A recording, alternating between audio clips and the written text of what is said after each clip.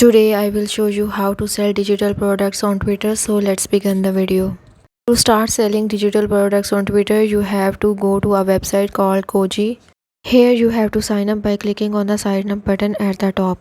Once you are there, now here you have to enter details or you can use any of the method. After that, here you have to enter your details and payment options.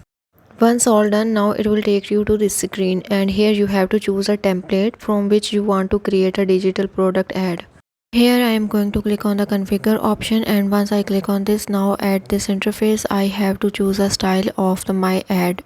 Now after that, at this interface I have to enter the store details, include description, title and other necessary things.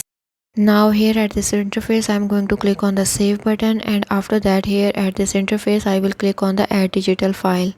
Now it will take me to this interface. Here I have to enter the details of the product.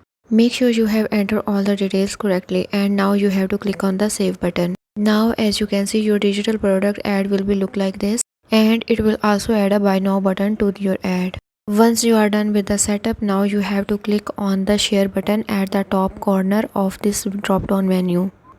Once you click on this option, it will give you the option of your social sites where you want to share this ad.